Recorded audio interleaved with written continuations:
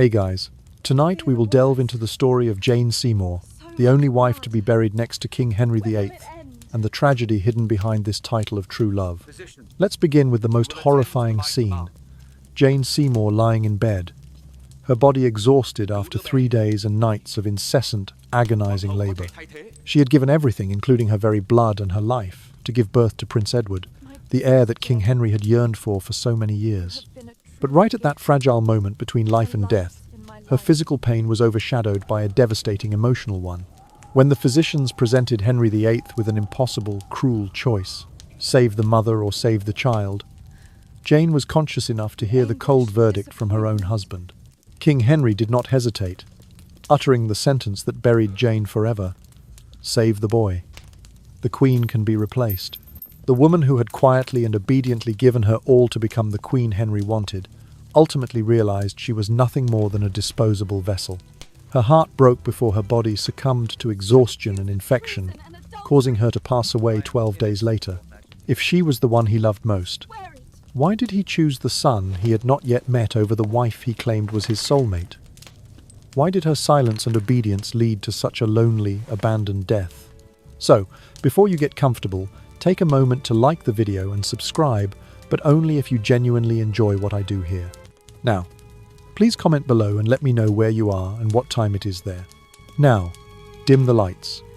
Maybe turn on a fan for that soft background hum, and let's ease into tonight's journey together. Imagine you have endured labor lasting 3 days in a row. Your body is torn open by the birthing incision. Blood flows without end. The light before your eyes grows dim, and you can barely comprehend what is happening. Right beside you, your husband, the most powerful king in Europe, must make a life or death decision. Save you, or save the unborn son? Fully aware that both lives hang in the balance, he does not hesitate to turn to the physicians and declare, "Save the prince, the Queen can be replaced." Those words reach Jane Seymour's ears, while she still has just enough strength to listen. In that moment, her heart shatters, yet she lacks the power to protest. Minutes later, the doctors confirm that the baby boy has survived, but Jane herself will not last much longer. She departs this world after 12 days, battling postpartum infection, carrying with her the deepest agony. She gave her very life for the king, and still was not valuable enough to be saved. Before becoming that tragic queen, Jane Seymour was born around the year 1508 at Wolfhall in Wiltshire, England. Though the exact date is not recorded, she was the daughter of Sir John Seymour, a knight of Wiltshire, and Marjorie Wentworth, who traced noble lineage back to Princess Say and, through descent from King Edward III, was distantly related to the royal family. The Seymour household belonged to the lower gentry landed middle nobility, rather than wealthy aristocrats, and depended largely on their estates for livelihood. Jane grew up among many siblings, learning needlework and household management from early childhood, skills deemed suitable for a woman destined for a favourable marriage in that era. Unlike Henry's previous wives, Catherine of Aragon and Anne Boleyn, who received formal education in languages and literature, Jane's schooling in reading and writing was basic. She could sign her name, though awkwardly. Instead, she excelled at intricate embroidery and domestic logistics. In the year 1532, at about age 24, she entered the royal household as a lady-in-waiting to Queen Catherine. Some accounts even suggest she joined in 1527, at age 18. Jane's gentle, quiet and reserved nature allowed her to survive safely at court, where a single careless word might lead to death. Jane's life took a dramatic turn when Henry VIII grew weary of Anne Boleyn and began noticing the serene lady who served the Queen. In February of 1536, diplomatic reports first recorded the king sending tokens and love letters to Jane, even though Anne still occupied the throne. After Anne Boleyn was executed on May 20th, 1536, Henry was betrothed to Jane the very next day. May 21st, 1536. And they were formally married at Whitehall Palace on May 30th, 1536, with Archbishop Stephen Gardiner officiating. Jane's coronation was publicly proclaimed on June 4th, 1536, although it was postponed due to plague concerns in London. At court, she was initially welcomed as a symbol of peace amid the dynastic crisis. Nobles and ambassadors praised her as the gentlest woman and a peacemaker for her humble demeanour. Yet behind that calm facade lay a fleeting fate. Jane became Henry's third wife and the only one to die in childbirth. 4 months after her marriage, on October 12, 1537, Jane gave birth to Prince Edward, fulfilling the Tudor dynasty's most intense expectation. Nevertheless, she passed away just 2 weeks later, on October 24, 1537, from complications of postpartum infection. Her body was laid to rest in the chapel of St. George at Windsor Castle, following a lavish funeral procession on November 12, 1537, attended by 29 mourners, one for each year of her life. To Henry, Jane was once the true queen, but to history she remains a symbol of a life sifted by the forces of power. She gave everything, yet was never deemed important enough to keep alive. In a drowsy tone, we picture a gentle woman slipping quietly into the royal court, only to be overshadowed by the swift march of regal ambition. Jane Seymour was born around 1508 into a modest, noble family at Wolfhall, Wiltshire. Her father, Sir John Seymour, was a knight of respectable but not illustrious standing. Her mother, Marjorie Wentworth, traced a more distinguished lineage, yet imparted to her children a singular lesson: be silent in order to survive. From earliest childhood, Jane's education centered on the practical arts deemed essential for a gentlewoman destined to bear children and manage a household. She learned to stitch fine linens and prepare simple meals, but she did not receive the more refined training in dancing, musical performance, or foreign languages that marked the upbringing of wealthier peers. Indeed, when Jane first entered the royal court, she was barely able to sign her own name legibly, let alone compose Latin verses or engage in French conversation. By the age of 25, Jane found herself branded by society as a leftover daughter, an age considered well past the acceptable threshold for marriage in Tudor England. Most noble girls of her birth cohort had already secured unions with affluent families, bringing substantial dowries or powerful connections. Jane, however, lacked both material fortune and influential relatives. Moreover, her appearance was unremarkable, her complexion pale, and her figure slender rather than curvaceous. With no sizable dowry to offer, no family ties to court power brokers, and no dazzling beauty to attract suitors, her prospects seemed bleak. Rather than being offered in marriage, she accepted a position as a lady-in-waiting to Queen Catherine of Aragon, a role that, while honourable, underscored her precarious status. She served at court, yet remained invisible, her future uncertain.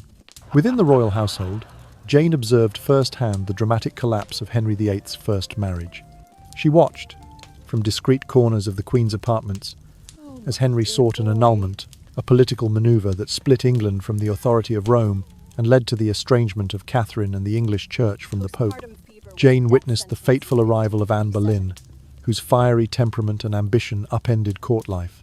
She saw Anne's rapid ascent to Queen, followed by her precipitous fall into charges of treason and eventual execution. Throughout these seismic shifts, Jane never spoke out of turn. She kept her head bowed, her voice soft, her opinions to herself. Silence became Jane's shield. In a court where a careless remark might cost a head, discretion was both survival tactic and defining virtue. She learned to cultivate an air of harmlessness, to laugh at gentle jokes, but never to offer bold commentary on politics or religion.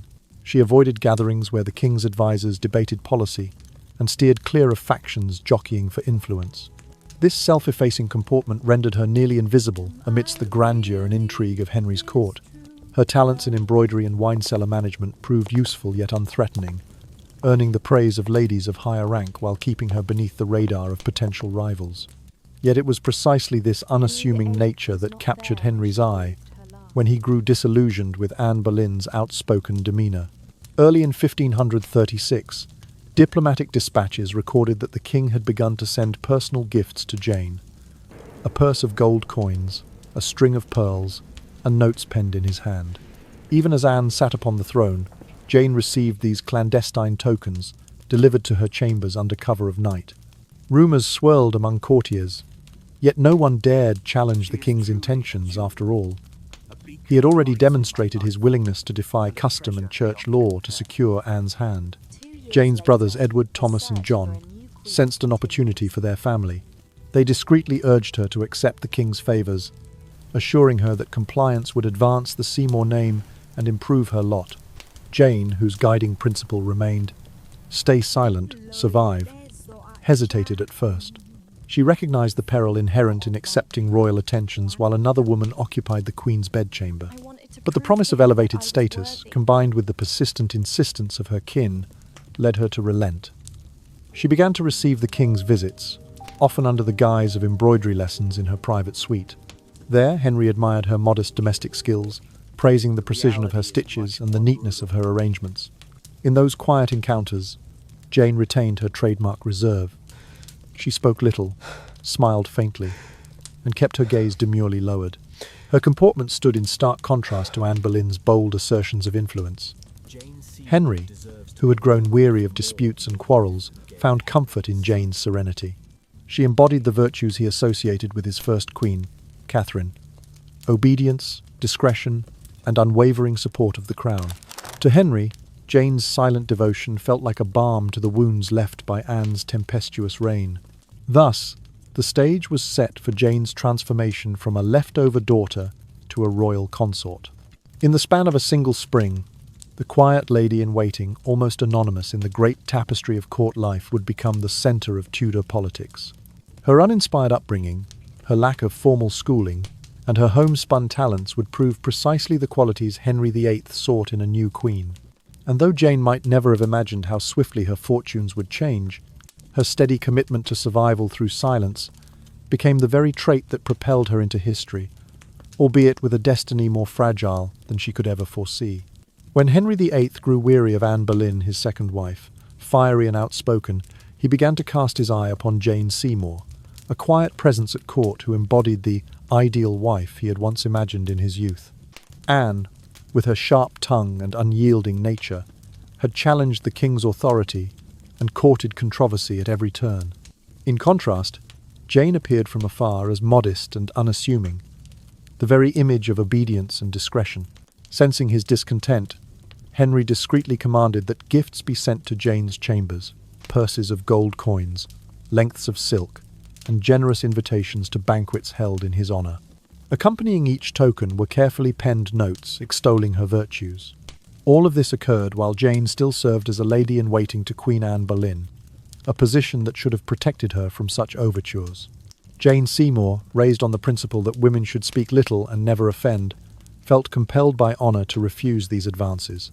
When a purse of 50 gold sovereigns arrived, an enormous sum for a woman of her station, she returned it, enclosing a brief message: "I cannot accept gifts from a married man." Her words were simple, her tone polite, yet firm.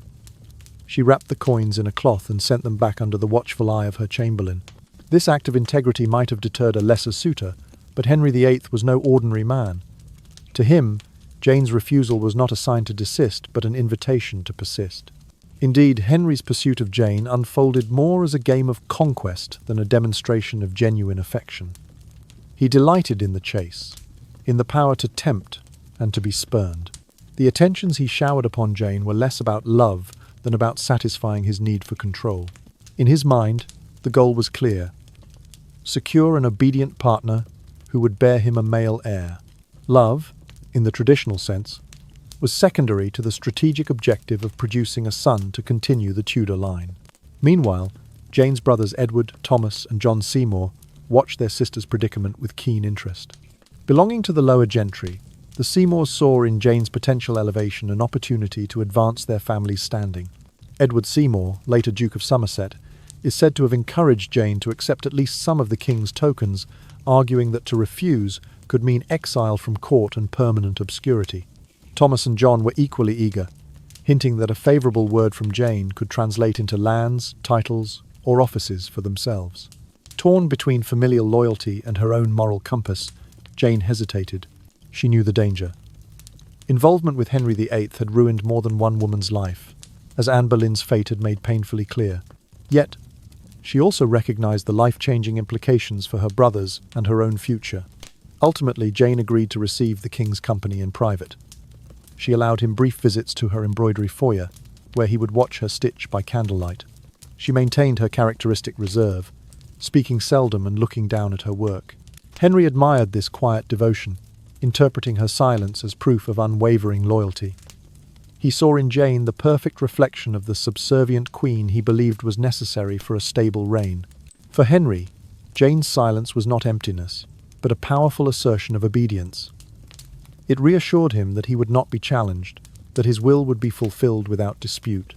This dynamic, Henry's relentless pursuit and Jane's cautious acquiescence, laid bare the king's ruthlessness. He did not seek a soulmate. He sought a vessel for his dynastic ambitions.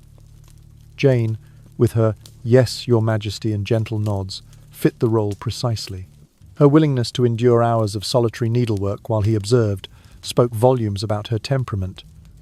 To Henry, it displayed an ideal queen who would never question policy, religion, or prerogative. In these exchanges, one sees clearly that Henry VIII's courtship was less a romance and more a demonstration of power. He was not moved by tenderness or conjugal affection. He was motivated by the cold calculus of succession. The true object of his desire was not Jane Seymour herself, but the male heir she might bear. Jane's quiet strength and refusal to challenge him only inflamed his determination. He believed that any resistance could be overcome, that a woman's obedience was the ultimate concession to royal authority. Ultimately, Henry's behavior toward Jane Seymour underscores a fundamental truth about his reign. Personal relationships were subordinate to political necessity. When he tired of Anne Boleyn's independence, he turned swiftly to Jane, whose reticence suited his designs. He delighted in the power to entice, to persuade, and, when necessary, to manipulate. Jane's rigid modesty, which initially spurred the king's interest, soon became the very quality that marked her as the perfect consort, an unremarkable vessel through which Henry could secure his paramount goal, a male successor. Thus, the union that followed was not born of mutual affection but of strategic calculation. Henry VIII's courtship of Jane Seymour reveals a monarch for whom the pursuit of a male heir justified every departure from convention. His gifts, his letters, and his midnight visits were tools of a ruler more concerned with dynastic stability than with the tender bonds of love. In the end, Jane's silence and submission, qualities that might have shielded her from danger, merely served to bring her within the king's grasp and into the centre of Tudor history. The Seymour family orchestrated Jane's rise with military precision. In early May 1536, they quietly relocated her to a suite of rooms on the upper floor of Whitehall Palace, a suite connected directly to Henry VIII's private apartments by a concealed staircase. While Queen Anne Boleyn remained imprisoned below, enduring the agony of a complicated pregnancy and the sting of treason charges, Jane sat atop the court like a silent sentinel, her delicate fingers at the embroidery frame. By day she stitched fine cushions, and by night she whispered prayers in candlelight, waiting for the summons that would transform her life. On the morning of May 2nd, 1536, Anne Boleyn was confined to the Tower of London, accused of adultery and plotting the king's death, a charge widely understood at court to be a contrivance of Henry's advisers. 11 days later, on May 19th, 1536, Anne was led to the scaffold within the Tower grounds and beheaded. That very afternoon, Henry sent word to Jane, "Prepare yourself, for you are to be queen by tomorrow's dawn." Jane, ever composed, bowed her head and whispered, "I am honoured, Your Majesty," though her heart surely pounded in her chest like a war drum. Exactly 11 days after Anne's execution, May 30th, 1536, Henry and Jane stood before Stephen Gardiner, Bishop of Winchester, in the ornate chapel of Whitehall Palace to exchange marriage vows. Jane wore a gown of pure white silk, trimmed with pearls and embroidered with the Seymour family crest, symbolizing both her youth and her unblemished reputation. Her veil, light as morning mist, fell over her face as she spoke her oath so softly that several lords had to lean forward, glasses in hand, just to catch the words, "I, Jane Seymour, take thee, Henry, to be my wedded husband." The hush in the chapel was profound, broken only by the rustle of silk and the distant tolling of the chapel bell. Across the palace, Henry looked every inch the triumphant monarch, garbed in crimson velvet and fur, his tall frame casting long shadows across the stone floor. He kissed Jane's gloved hand, then pressed the steel hilt of his ceremonial sword against her waist, signifying her new role as queen consort. In that moment, the entire Tudor court pivoted on its axis. Within hours, courtiers who had sworn allegiance to Anne folded their banners, changed their colours, and knelt before Jane as though she had been queen for years. The seamless transfer of power that followed revealed the ruthless efficiency of Tudor politics. In less than 2 weeks, the Crown's official records were purged of Anne's name. Her likeness was erased from royal portraits, and proclamations announcing Jane as the true and lawful Queen of England were posted on every gate of London. The citizens of the city, accustomed to proclamations of war and plague alike, responded with muted applause and patriotic hymns. Street vendors sold trinkets bearing Jane's likeness, a young woman with gentle features framed by a simple coif, while tavern keepers chalked celebratory toasts to "God Save the Queen" on their boards. Behind the scenes, the Seymours reaped their reward. Edward Seymour was granted the title of Viscount Beauchamp and appointed to the King's Privy Council. Thomas Seymour received lucrative positions in the royal household, and John Seymour was named Sheriff of Wiltshire. The Seymour name, once barely murmured in noble circles, now echoed through the corridors of power as the family of the Queen. Yet, the spectacle was more theatre than romance. Every detail, Jane's ascent up the secret stair, the timing of Anne's downfall, the rapid shift of loyalties was choreographed to minimise unrest and project an image of unbreakable royal will. The tragedy of Anne Boleyn's final days served as a grim prelude to Jane's coronation. The hush that followed Anne's execution was replaced by the soft rustle of Jane's veil as she walked through the palace corridors, every pair of eyes following her hush-stepped procession. To Henry VIII, Jane Seymour represented the embodiment of his political and dynastic ambitions. Her willingness to remain silent, to accept her place without protest, and to step into the queenly role without fanfare, reassured him that she would not challenge his authority. She was, in his mind, the perfect consort, a woman who would bear him the longed-for male heir, and then quietly return to her embroidery, content in her domestic sphere. And so, Jane, once the invisible seamstress and dutiful daughter, found herself the pivot upon which the Tudor succession would turn. Within 11 days, she had gone from unseen courtier to crowned queen, her youth and obedience celebrated as her greatest virtues. The rapid, almost breathless progression from Anne's execution to Jane's coronation remains one of the swiftest transitions in royal history, a testament to the unrelenting drive of Henry VIII and the calculated ambition of the Seymour family. In the aftermath of that whirlwind 11-day courtship, Jane Seymour stood at the heart of a kingdom that prized male heirs above all else.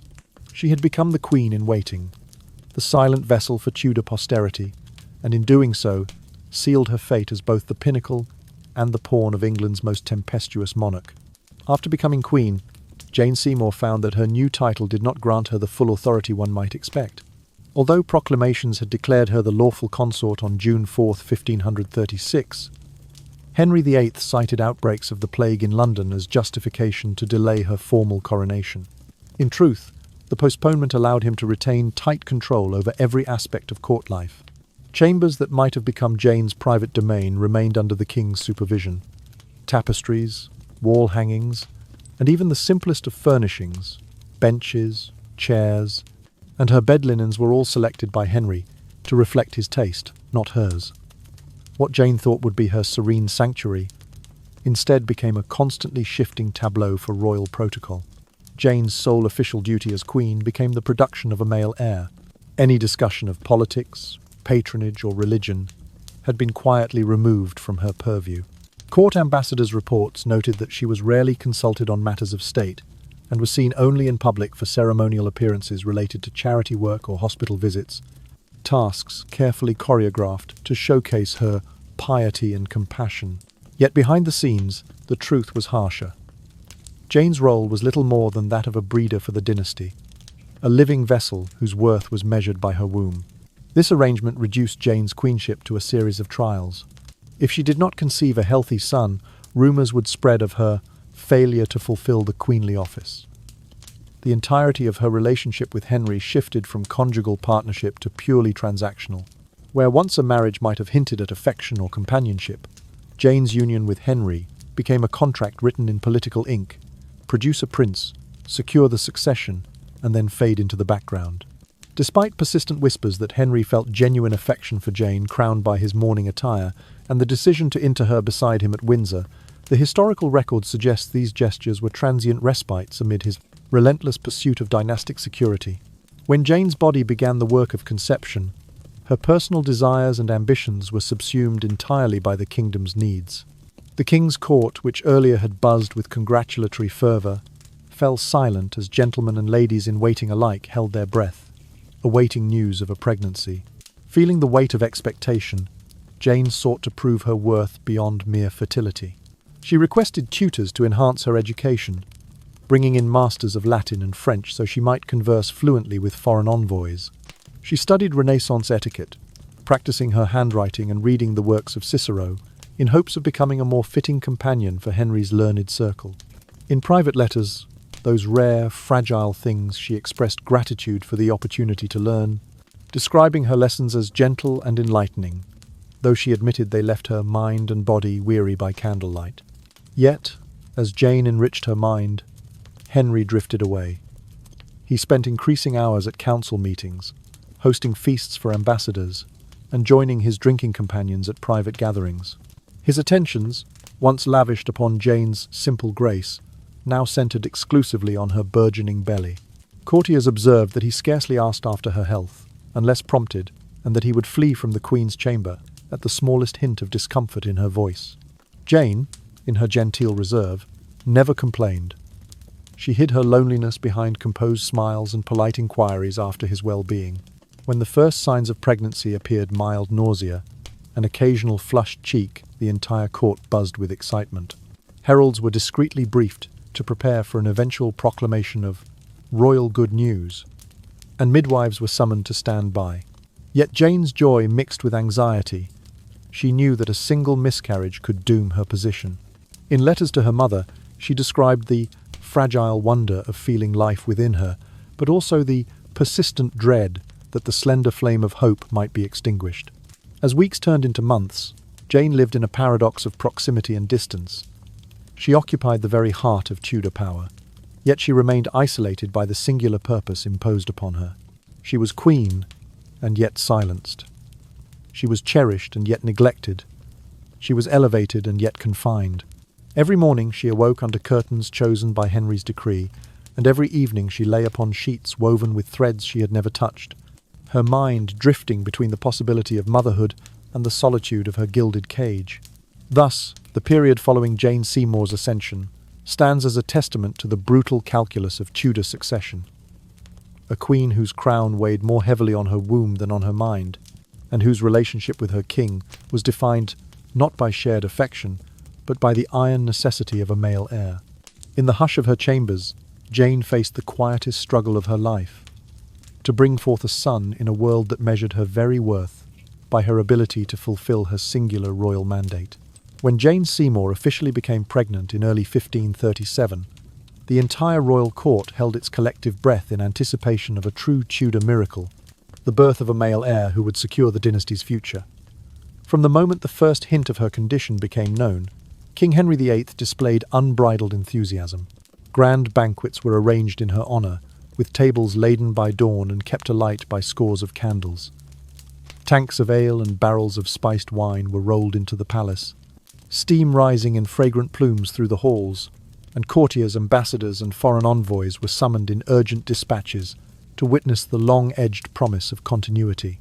Yet for Jane, the reality of pregnancy and childbirth proved far less gilded than the pomp suggested. On October 8, 1537, just a matter of days before her labour began, Jane confided to her lady-in-waiting that her body felt heavy, as if each breath drew a weight upon her chest. Her nights grew restless with intermittent fevers and chills, and though she insisted upon attending a brief almsgiving ceremony at St. James's Palace, she returned pale and trembling. By the afternoon of October 10, 1537, physicians noted her pulse racing. They withdrew to consult one another in hushed tones, their faces drawn as they considered the formidable challenge ahead. When Jane finally went into labour on October 11, 1537, it was with all the fury of a storm unleashed. Her contractions came at relentless intervals, each one tearing at her strength as her pulse pounded like a drumbeat in her temples. The physicians of the day, though practised in royal births, possessed no antibiotics or antiseptics to stave off infection. They could offer poultices of wine and herbs, warm compresses to ease the pain, and prayers to Street Margaret the Virgin. But little beyond that. As the hours dragged into the second day, Jane's attendants grew anxious. Her breathing became ragged, and her cheeks, once rosy, took on the pallor of old marble. By the dawn of October 12, 1537, Jane had laboured for just over 72 hours, 3 days and 3 nights that tested every ounce of her endurance. Blood seeped between the folds of her linen shifts, and at times she slipped into brief moments of delirium, murmuring fragments of psalms. She was carried from one side of the birthing chamber to the other, her gown damp with sweat, her eyes half closed as she clung to the narrow bed rails. Outside, servants whispered that the Queen had become but a pale silhouette, like a candle whose flame flickers and threatens to go out. In the early afternoon, when Jane's strength was all but spent, her physicians presented King Henry with a stark choice in the cold glow of candlelight. Attempt to save the Queen or focus every effort on the infant in her womb.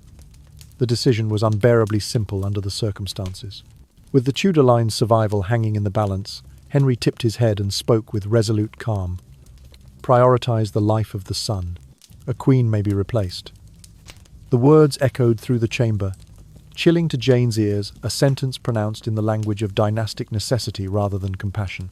Moments later, William Butts, one of the king's trusted physicians, applied himself to ensuring the baby's safe passage into the world. A final wrenching contraction, a stifled cry of pain, and then the first unmistakable wail of a newborn filled the room. The long-desired male heir had arrived, Prince Edward, his voice a triumphant herald of continuity. Banqueters in the great halls lifted their tankards in unison.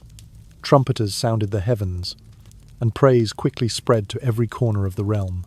In London streets, choristers intoned hymns of thanksgiving, and church bells pealed in rolling waves of sound. All the while, Jane lay on her bed of straw and linen, her face damp with sweat and tears. Though she had given the crown its precious jewel, her body betrayed her. Her temperature climbed, and the wine and herb elixirs failed to quell the rising infection. Courtiers paused outside her door, offering obeisance to the new mother of the prince. Their heads bowed in respect, even as they hurried off to dispatch letters to foreign courts.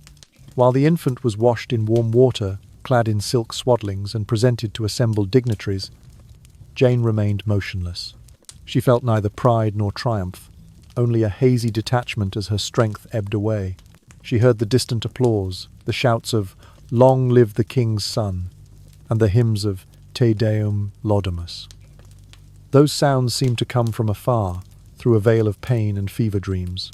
Each cheer was like a wave crashing upon the shore of her consciousness, then receding into quiet shadows. As Edward was clothed in a robe of crimson velvet and brought before the throne, Jane's mind wandered to the remoteness of her own predicament. She had lived her life in silent service, first as daughter, then lady-in-waiting, and now as queen, and she had obeyed every command with unwavering loyalty. Yet now, when the moment of her ultimate sacrifice arrived, the court celebrated the child she bore while she hovered between life and death. That night, under flickering torchlight, Jane's attendants draped her in warm blankets, but her body was too weak to fight the tide of infection. She whispered a single prayer for her son's future, even as she slipped toward unconsciousness. Prince Edward, newly anointed by his birth, lay safe in the arms of midwives. Jane, the vessel of his existence, lay abandoned to the merciless embrace of fate. Thus, the birth of Edward on October 12, 1537, stood as both Tudor triumph and maternal tragedy. A moment of jubilation that overshadowed the Queen's suffering, and a solemn reminder that, in the calculus of dynastic survival, even a queen's life could be weighed against that of her child and found wanting. In the hush that followed the revelry, the court learned that Jane Seymour's greatest gift to the realm would also be her last.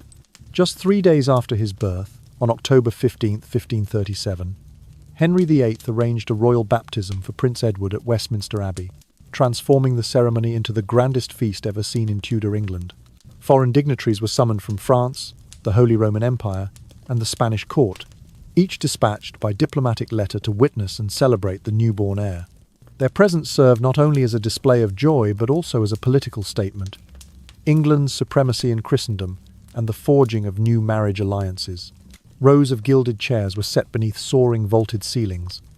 Tapestries glinted in torchlight, and 3 choirs in gold. Embroidered surplices intoned hymns that echoed through every arch. Trumpeters stationed in the triforium blew fanfares that trembled the very air, while kin of the Seymour household, bedecked in liveries of sable and ermine, flanked the procession to underscore their newfound prominence. Amid this pageantry, Jane Seymour, the woman who bore the prince, did not appear as radiant as the crafted spectacle demanded. She was carried into the abbey on a stretcher of polished oak, her frame slender and weak, her face so pale it seemed carved from alabaster. Layers of fine, crimson velvet wrapped around her, concealed the fever burning beneath and the dark stain of bloody bandages at her waist. Courtiers whispered that with every step a faint sigh slipped from her lips, like an elegy for her own fading strength, as she was set upright upon a dais before the marble font. The font itself was draped in cloth of gold, its waters blessed by the Archbishop of Canterbury, Thomas Cranmer, wearing vestments sewn with the Tudor rose. He intoned the baptismal vows in measured tones. "I baptize thee, Edward, in the name of the Father, and of the Son, and of the Holy Spirit." The infant's wail rang clear and firm, a triumphant counterpoint to the choir's Te Deum Laudamus. Silver basins, filled with scented oils, gleamed on a velvet-draped table, ready for the chrismation. Noble women in brocaded gowns clutched prayer books, decorated with scenes of the Nativity, while pages attended to tea lights flickering in crystal candelabra. Once the ceremony concluded, the procession extended beyond the abbey doors. Heralds on horseback led the way, trumpets echoing over the Thames. Citizens lining the royal route erupted in cheers as Edward VI, Prince Edward, the sixth bearing the weight of his grandfather's legacy, was borne aloft upon a scarlet canopy. Jane, meanwhile, was left behind in the palace infirmary, her stretcher carried back through silent corridors. No onlookers clapped for her passage.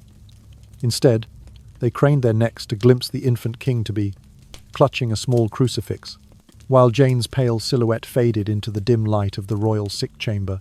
In the grand hall, court ladies and grooms relieved one another in tending to the prince, changing his linen swaddles, anointing him with oil, and ensuring warmed milk from the royal wet nurse was ready. Meanwhile, Jane lay upon her bed, feeling the emptiness of her own faded purpose.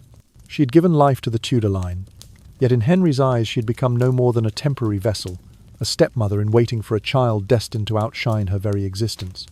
As the revellers dispersed and the last of the trumpets died away, the palace staff moved like shadows, dismantling the sumptuous displays. Banquet tables were cleared, banners taken down, and the abbey's doors closed until the next grand proclamation. Jane, by contrast, was borne back to her chamber, carried with great gentleness yet marred by bloodstains pressing through the linen wraps she wore. Her attendants tucked her into the bed, draped with white damask sheets, now tinted pink from residual crimson. No candles were lit. The only illumination came from a single, unfortunate torch, flickering by the door, casting dancing shapes across her features. Silence fell over the Queen's quarters like a heavy veil. The distant sound of the abbey bells marking the prince's baptism still echoed faintly through the corridors, but within these walls there was only the soft rasp of Jane's breathing and the muted murmur of servants praying by her side.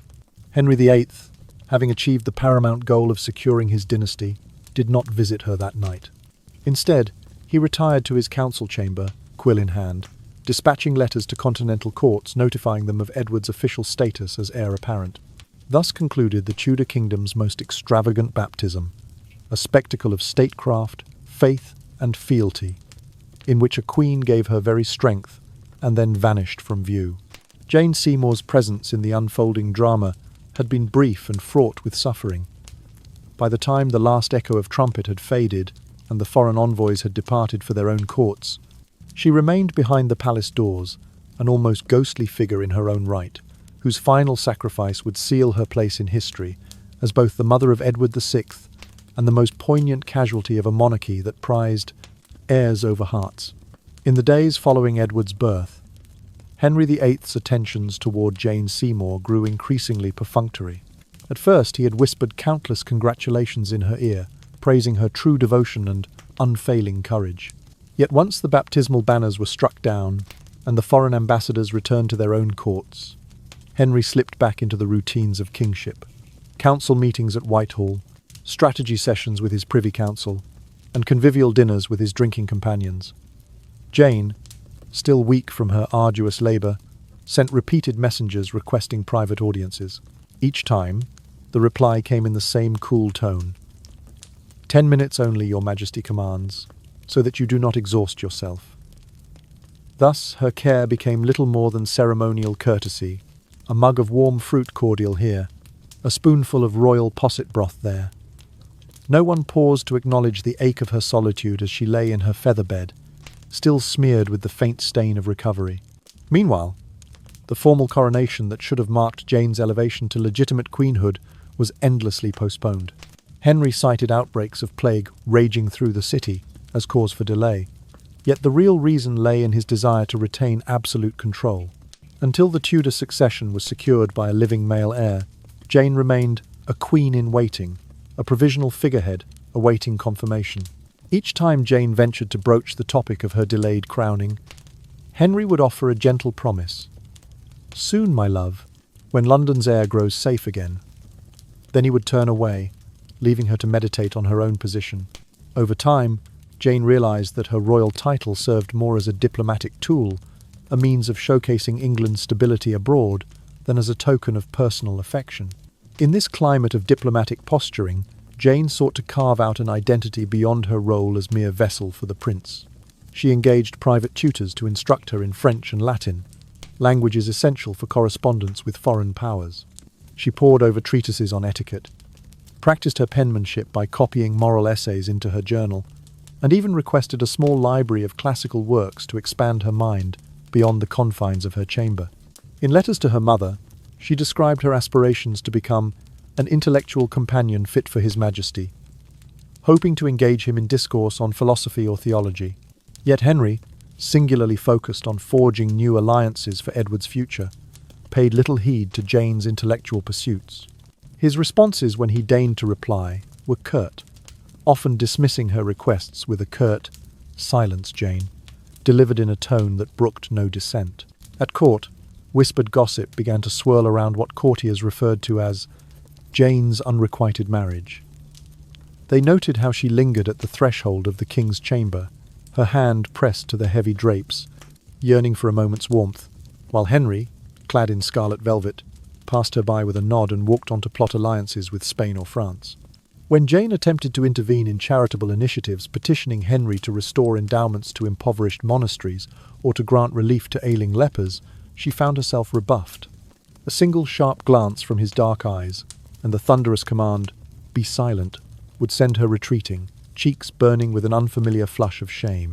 Gradually, the harsh reality crystallized. From the hasty wedding that followed Anne Boleyn's downfall, to the frenzied preparations for her pregnancy, to her circumscribed authority as queen, Jane's marriage was less a union of hearts than a time-bound contract of statecraft. She was the instrument by which Henry would secure his legacy, not a partner in affection or governance. Her every move, every whispered plea for recognition beyond motherhood, was measured against the kingdom's needs. In attending to her studies and her charitable letters, she sought to assert her personhood, yet found that her own queenly voice was muted by the clamour for dynastic certainty. In the hush of her private chamber, Jane would lie awake at night, staring at the flicker of torchlight upon the ceiling beams. She reflected on how her life had unfolded. A daughter of modest means who learned silence as a means of survival. A lady-in-waiting who captured the king's eye by virtue of her quiet compliance. A queen whose coronation was deferred until her womb was proven fruitful. And finally, a mother whose every action was overshadowed by the singular demand for a male heir. The Tudor court had transformed her from an invisible seamstress into a pivotal piece on its treacherous board, only to relegate her to obscurity once her purpose was served. In time, Jane came to understand that her greatest longing for genuine companionship and esteem would not be granted by a monarch fixated on legacy. She realized that, in the calculus of power, her voice was weighed not in gold but in the promise of progeny. And so, as the court busied itself with the infant Edward's future ambassadors and marriage negotiations, Jane Seymour remained the poignant embodiment of a woman caught in the relentless currents of dynastic ambition, her own hopes submerged beneath the wider currents of Tudor statecraft. On the 5th day after Edward's baptism, Jane Seymour began to exhibit alarming symptoms of a high fever. What started as mild chills and a dull ache in her lower back soon escalated into a full-blown crisis. By mid-morning, her lips had taken on a ghostly pallor, her limbs grew as cold and rigid as marble, and she lay listless upon her bed, as if the life had been drained from her frame. The royal physicians, consulting beneath flickering torchlight, delivered the grim diagnosis.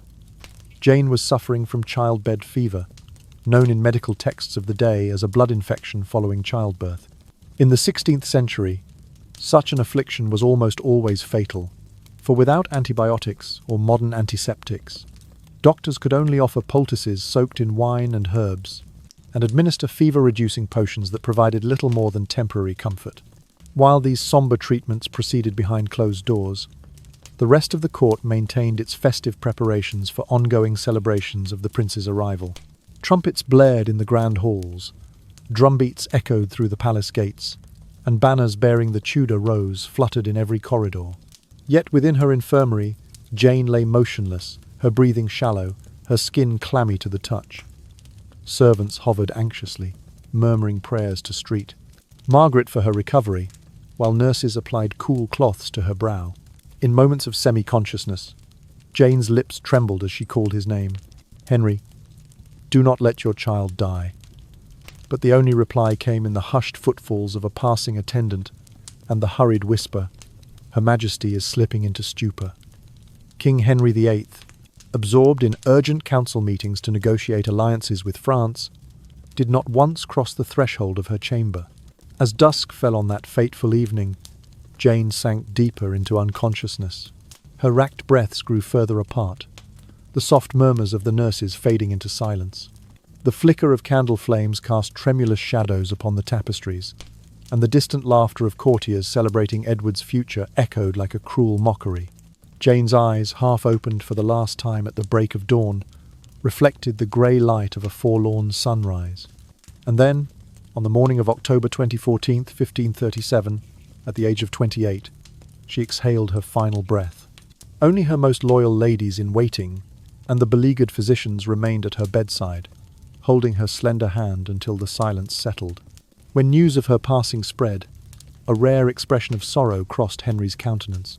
Draped in a sable cloak, he appeared briefly in the chamber of mourning, standing stiffly beside Jane's bier, and pressing his gloved fingers together in a silent gesture of respect. Yet historians note that this public display of grief was as much spectacle as sincerity, crafted to present the image of a grieving husband to the realm. At Street, George's Chapel, Windsor Castle, a sumptuous funeral was arranged on November 12, 1537. Choirs chanted lamentations in reverent Latin, noble mourners in black velvet processed through the aisles, and the coffin, adorned with white lilies and maidens' breviaries, was lowered beneath the quivering torchlight. Despite the outward pageantry, those close to the court knew the funeral's true purpose: to shore up Henry's reputation as a sensitive monarch who had mourned his one true wife, even as he prepared to pursue a fourth queen. Indeed, within days of Jane's interment, Henry resumed his negotiations for a new marriage alliance. Letters dispatched to European courts requested proposals for princesses whose noble blood could strengthen England's diplomatic standing. Jane Seymour's death, while marked by stirring funeral rites, did not halt the relentless dynastic ambitions of her husband. In the hush that followed the coffin's descent into the crypt, the court's mood shifted from solemnity to calculation. The floral wreaths were removed, the hearse dismantled, and the banquet tables repurposed for diplomatic banquets. Courtiers who had wept at Jane's bier now turned their attentions to the dispatches heralding the search for Queen No. 4.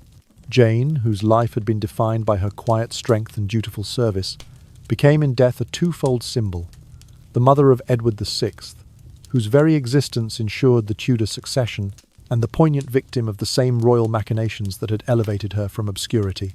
In the span of a single month, Jane Seymour had gone from crowned queen to tragic footnote in a kingdom consumed by power and progeny. And as Henry VIII set his gaze on forging the next alliance, her gentle spirit lingered, only in lullabies sung for the newborn prince, a quiet echo of a life given so that the Tudor name might endure. Jane Seymour remains the only wife of Henry VIII to be laid to rest beside him in the chapel of St. George at Windsor Castle, an honour not bestowed upon any of his other queens. Her tomb bears a solemn inscription proclaiming her the last gift that Henry ever cherished.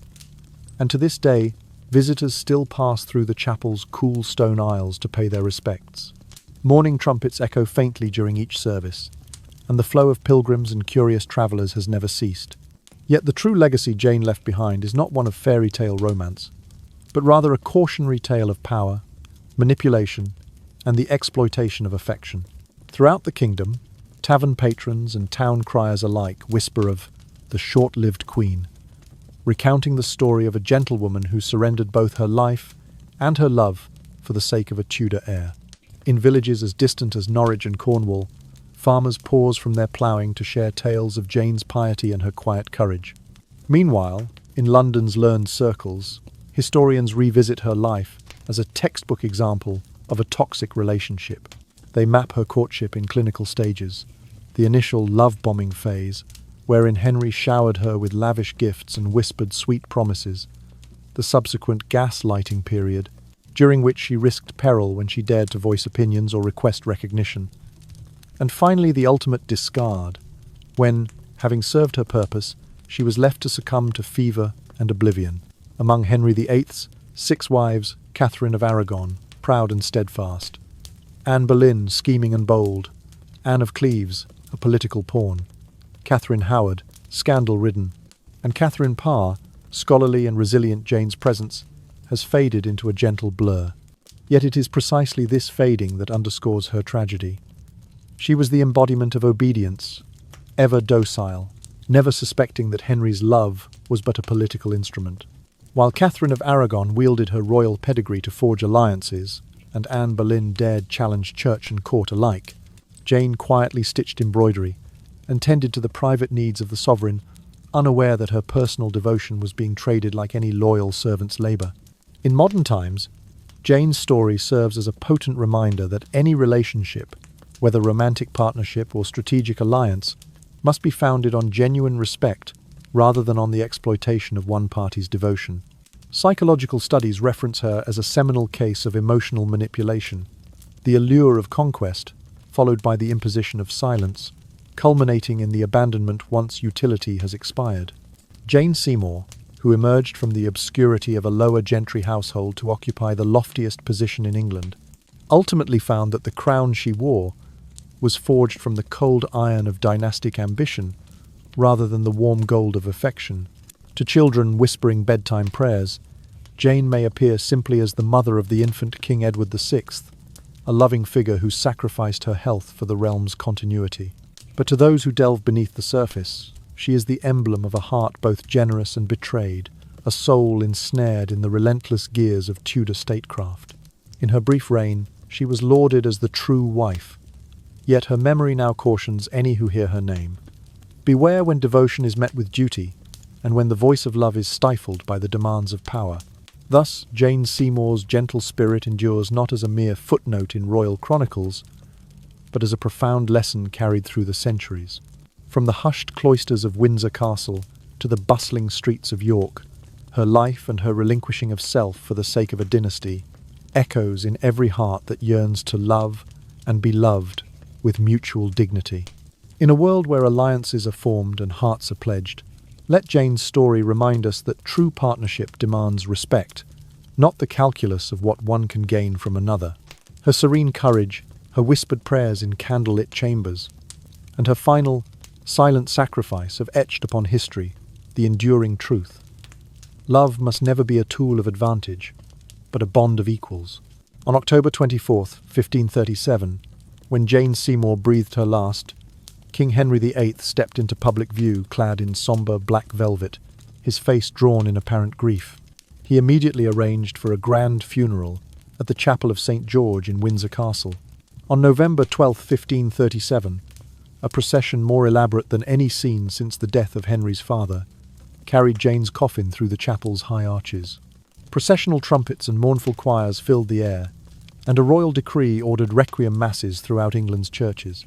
An imposing tombstone was inscribed with the words, "Here lies Jane Seymour, who gave her life wholly for the crown. Yet, when approximately 2 weeks of this orchestrated mourning had passed, the king's political medicine began to wear off, and Henry resumed his relentless pursuit of strategic alliances. Before the candlelight of Jane's funeral could fully gutter out, Henry VIII summoned foreign ambassadors to Whitehall Palace. He dispatched hurried letters to the courts of France, the Holy Roman Empire, and the electorate of Brandenburg, soliciting suitable princesses for marriage. Within 2 years of Jane's death, Henry had wed twice more. First came Anne of Cleves, daughter of the Duke of Cleves, in a union solemnized at the Palace of Greenwich on January 16, 1540. That marriage, arranged to secure an alliance with the Duchy of Cleves and the Protestant princes of Germany, was annulled 6 months later, on July 9, 1540, when Henry declared that his young bride's appearance and political value had been misrepresented. Barely 3 weeks after that annulment, on July 28, 1540, Henry married Catherine Howard, a cousin of Anne Boleyn, seeking both a youthful companion and the favour of her influential family. These successive marriages make clear Henry's view of matrimony as a tool of statecraft rather than an expression of personal devotion. While Jane Seymour's brief funeral rites and official elegies painted her as the true love of the king, that portrayal extended only as far as it served to placate public sentiment. Once the realm's image of a mourning widower had been solidified no more than a fortnight after Jane's interment, Henry turned his gaze toward diplomatic advantage, ready to wed whoever could best cement his political objectives. What is perhaps most striking is the infrequency with which Henry actually visited Jane's tomb after those early, highly publicized ceremonies. Official chronicles assert that he lingered by her bier in genuine sorrow, yet letters from his secretaries and dispatches recorded by foreign envoys provide a different picture. These documents reveal that Henry spent the weeks following Jane's death in a flurry of administrative duties, reviewing state correspondence, presiding over council meetings, and hosting banquets for visiting dignitaries. His appearances at her tomb were limited to rehearsed, ceremonial moments designed to reinforce the image of a grieving husband. The remainder of his time was devoted to examining marriage proposals and plotting alliances that he believed would strengthen England's standing in Europe. This sequence of events exposes Henry VIII as less a mourning spouse than a detached statesman, one who subordinated personal feeling to the imperatives of national power. In the case of Jane Seymour, he orchestrated a narrative of genuine affection, public displays of sorrow, poetic epitaphs, and lavish funeral rites only to discard her memory soon after the ink had dried on her tombstone. Her death and the subsequent ceremonies served as a calculated pause in his relentless pursuit of strategic marriages. Jane's life and swift demise thus became part of the Tudor propaganda machine. Her sacrifice was framed as the ultimate act of service to the crown, a compelling story to reassure the populace that Henry valued loyalty and love, even as he used those very virtues to further his dynastic ambitions. In reality, the narrative of Henry's true love for Jane was a veneer, one that masked the transactional nature of his marriages. Love, sacrifice, and sorrow emotions that Jane experienced in abundance were repurposed by the monarchy as instruments of public relations. In the final analysis, the saga of Henry VIII and Jane Seymour lays bare the unvarnished mechanics of power in 16th century England. A queen's life was at once exalted and expendable. Affection was a means to an end rather than an end in itself. Jane's immaculate white shroud, her gentle epitaph, and her place beside Henry in the chapel's crypt endure as potent symbols, but symbols not of romantic devotion, but of a monarch's facility with spectacle and manipulation. Her story remains a poignant reminder that, in a realm where the crown's needs took precedence over the heart's desires, even the deepest love could be engineered and, thereafter, carefully set aside. When placed alongside Henry VIII's other 5 consorts, Jane Seymour appears as the most fleeting presence of them all, a delicate flourish that fades almost as soon as it is admired. To begin with, Henry's marriage to Catherine of Aragon commenced on June 11, 1509, when he united himself with the daughter of Ferdinand and Isabella of Spain. Throughout their 24 years together, Catherine endured 6 successive pregnancies that all tragically ended in miscarriage before finally giving birth to Mary on February 18, 1526. Yet even the arrival of Mary could not bind Henry's affections. After more than 2 decades of steadfast devotion, Catherine was cast aside in the relentless pursuit of a male heir. Soon thereafter, the king turned his gaze to Anne Boleyn. By May 28, 1531, Anne had risen to become his second queen, bringing with her both ambition and a willingness to defy papal authority. She became the catalyst for England's break from Rome, rallying noblemen and clergy alike around her cause. But her reign was brief. After failing to produce a surviving son, and amid courtly rivalries, Anne was executed on May 19, 1536. Her dramatic fall from grace served as a grim reminder of the precarious nature of royal favour. Next in the royal procession was Jane Seymour herself, whom Henry wed on May 30th, 1536, mere 11 days after Anne's demise. Jane's unassuming kindness and gentle compliance provided a marked contrast to the tempestuous intensity of her predecessor. She fulfilled Henry's deepest wish by giving birth to Prince Edward on October 12, 1537, securing the Tudor line. Yet her triumph was shadowed by tragedy. For 12 days after Edward's arrival, she succumbed to a fatal postpartum infection on October 24, 1537. Thus, Jane became the only one of Henry's queens to perish from the ordeal of childbirth, her life truncated, but her legacy immortalized through her son. Following Jane's untimely death, Henry sought to strengthen England's alliances through further marriages. In January of 1540, he entered into a union with Anne of Cleves, a calculated move intended to align England with the Protestant princes of the Duchy of Cleves. Their marriage took place on January 16, 1540, but dissolved on July 9th of the same year when Henry, displeased with Anne's appearance and limited political utility, declared the match null and void. This swift annulment, completed in just 6 months and 23 days, illustrated the transactional nature of his matrimonial strategies. After Anne of Cleves was cast aside, Henry married Catherine Howard on July 28, 1540. At barely 19 years old, Catherine's youthful beauty brought a fresh vitality to the court, yet her spontaneous affair with Thomas Culpeper led to her downfall. She was executed for treason on February 13, 1542. Her brief tenure as queen consort ended in scandal and public disgrace, a stark contrast to the decorum expected of the crown. Finally, Henry allied with Catherine Parr on July 12, 1543. Renowned for her intellect and compassion, Catherine Parr not only survived Henry's capricious court, but also acted as regent in his absence. When Henry died on January 28, 1547, she outlived him by nearly a year, remarrying and continuing to influence England's affairs until her own death on September 5, 1548. Amid these 6 marriages, Jane Seymour's story stands apart in 2 significant ways. She is the only wife buried beside Henry in the chapel of St. George at Windsor Castle, and the sole queen to die as a result of childbirth. In the popular imagination, she earned the moniker Mother of the Nation, celebrated for delivering the long-awaited male heir. Yet this very title underscores the tragic irony of her existence. No matter the depth of praise, her value in the king's eyes ultimately depended on her ability to bear a son. The divergent paths of Henry's queens further illuminate Jane's unique plight. Catherine of Aragon secured her renown as a symbol of medieval loyalty, living long enough to claim her place in history. Anne Boleyn's political audacity left an indelible mark on England's religious identity. Jane Seymour's brief but pivotal role shaped the succession through Edward VI, the only male heir of Henry VIII.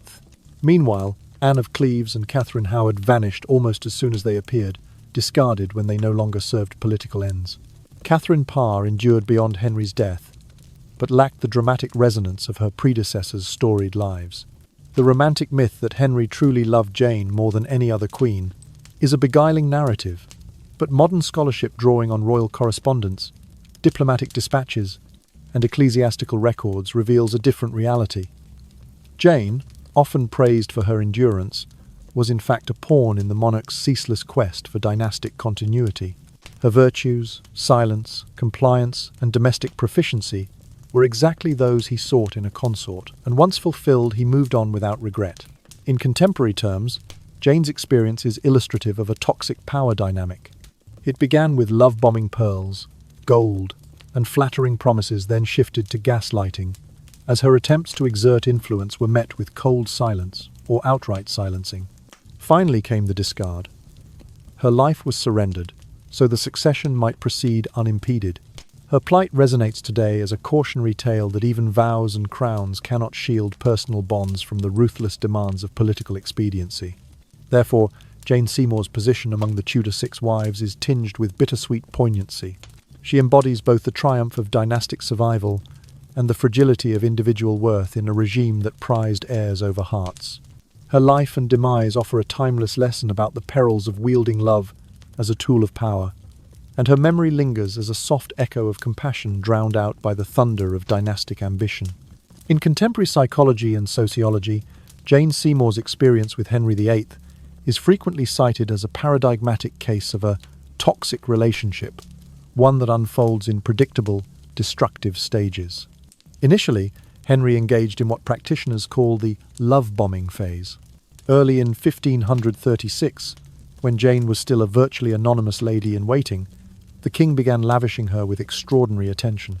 He sent sumptuous gifts, purses of gold sovereigns, strings of pearls, and bolts of Italian silk, accompanied by ardent letters praising her virtues. These overtures arrived at midnight, delivered by royal courtiers sworn to secrecy, elevating Jane from obscurity into the king's intimate circle virtually overnight. Yet this dazzling courtship was not born of genuine devotion but of calculated intent. Almost as soon as Jane dared to suggest matters of personal import, such as when she respectfully inquired about the timing of her delayed coronation, she encountered the gaslighting phase. In response to her polite request, Henry exhibited a chilling change of demeanor. He sneered, cast a forbidding glance, and issued curt orders. Courtiers later recalled that at one such gathering in Whitehall Palace, Jane's tentative reference to the plague-related postponement of her crowning was met with a sharp command to "hold thy tongue," delivered in front of assembled guests. This public rebuke forced Jane back into silence and underscored her vulnerability. Even a queen could be shamed into submission. With her voice effectively stifled, Jane transitioned into what modern analysts describe as being reduced to a reproductive tool. Throughout her brief queenship, she was systematically valued only for her capacity to bear a male heir. Tyrannical demands replaced tender words. Her chambers were refitted not to her tastes, but to accommodate medical practitioners and midwives. She was afforded minimal personal agency, her daily routines rigidly scheduled around medical examinations and discreet counsels of physicians. Any thought she might have had of influencing policy, charitable works, or court etiquette was swiftly subordinated to the singular objective of producing a healthy son. The culmination of this objectification was the discard phase, after Jane endured a grueling 3-day labour to bring forth Prince Edward on October 12, 1537, and despite her compliance with every royal command, she fell prey to a lethal postpartum infection. In the cold candlelight of her birthing chamber, Jane overheard physicians conveying to Henry that they could save either her life or that of her newborn son, but not both. The king's decision, delivered with chilling clarity, "Let the prince live, a queen can be replaced," marked her final subjugation. From that moment, Jane was effectively abandoned to her fate. Henry departed to celebrate the birth, leaving her unattended except for the ministrations of overtaxed nurses. She slipped into unconsciousness and died on October 24, 1537. This sequence of love-bombing, gaslighting, reproductive commodification, and ultimate discard mirrors classic patterns of emotional abuse. An abuser first overwhelms the victim with praise and gifts, fostering a dependency that isolates the victim from other sources of support. Then, when the victim attempts to assert any independence or voice any concern, the abuser undermines her reality, casting doubt on her perceptions and silencing her. As the relationship progresses, the victim is treated purely as a means to an end, valued only for her utility, be it emotional comfort, sexual access, or, in Jane's case, her womb. Finally, once the abuser has extracted all desired benefits, the victim is callously cast aside, often left more vulnerable than before. Jane Seymour's tragic story lays bare the devastating consequences of entrusting one's well-being to a partner endowed with unchecked power. She believed Henry's early professions of adoration and dutifully sacrificed her own autonomy, only to be discarded when her service had been rendered. In the hushed annals of Tudor history, she stands as an exemplar of how, in a toxic relationship, love is manufactured to manipulate, loyalty is exploited for gain, and when utility wanes, the victim is abandoned as if she had never existed. From this vantage point, Jane's life transcends its historical context to offer a timeless caution. In any relationship, intimate partnership, political alliance, or social hierarchy, absolute power corrupts absolute devotion. The admonition rings clear. When they need you, they will profess love. When you cease to serve their ends, they will discard you without a second thought. Jane Seymour's brief ascent to royal favour and her heartbreaking demise thus endure as a stark reminder that genuine respect and mutual regard must underpin all bonds, or else one risks becoming nothing more than a means to another's ends. Until the 19th century and into the early 20th, Jane Seymour was enshrined in English histories as the gentle queen who sacrificed herself for her son. Textbooks and popular biographies painted her in soft hues, a pious woman of few words, whose only ambition was to bear Henry VIII his long-yearned-for male heir. Her untimely death was framed as the ultimate maternal martyrdom, a quiet emblem of wifely duty and selfless devotion. Yet, beginning in the mid-20th century, scholars undertaking meticulous examinations of primary sources, royal correspondence, and ecclesiastical records began to dismantle this romanticized portrait. Where once Jane was celebrated for her saint-like patience, historians uncovered evidence that she was in fact the unwitting victim of a dynastic power structure orchestrated by both the Tudor court and her own family. Archival letters revealed how the Seymour brothers maneuvered Jane into Henry's path, and how court officials manipulated her reputation to legitimize a hasty succession. Clerical registers documented the swift annulment of precedent marriages, demonstrating a systemic willingness to discard women once their political value waned. Modern works, such as Henry VIII, The Man and His Court, first published in 1969, and The Six Wives of Henry VIII, a standard reference since 1973, devote substantial chapters to dissecting Henry's marriage policies. These studies emphasize that each of Henry's unions served distinct political ends, cementing alliances, placating factions, and securing loyal support within England and abroad. Jane's marriage, they argue, was as much an internal consolidation of power binding the wealthy Seymour family to the crown as it was the fulfillment of Henry's paternal ambitions. Although Jane's burial beside Henry in the chapel of St. George at Windsor Castle appeared to honour her unique bond with the king, these same historians point out that such proximity in death underscored the transactional nature of her marriage. She embodied the link between Seymour influence and Tudor legitimacy.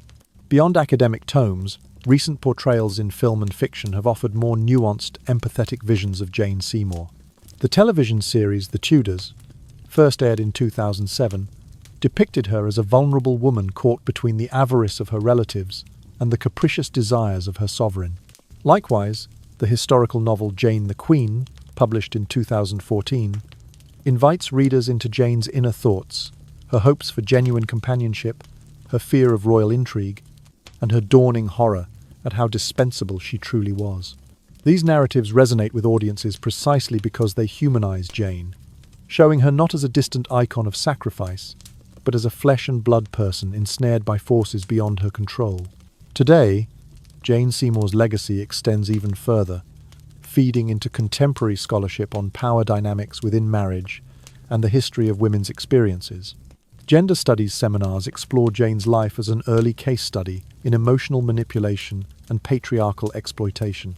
Psychologists reference her as an archetype of coercive control, where affection was wielded as leverage and personal boundaries dissolved under the demands of sovereign will. Social historians examine her story to highlight how, in 16th century England, a queen's worth was measured almost exclusively by her reproductive capacity, and how deviation from that role rendered her invisible or expendable. Thus, Jane Seymour is no longer remembered solely as the queen who died for her child, but as a powerful symbol of how absolute authority can devastate even those closest to the throne. Her brief tenure reveals the mechanisms by which a woman's identity and agency were subordinated to dynastic imperatives. Early narratives of her saintliness gave way to a more critical understanding. Jane was not merely a passive vessel of Tudor continuity, but also a casualty of the era's ruthless statecraft.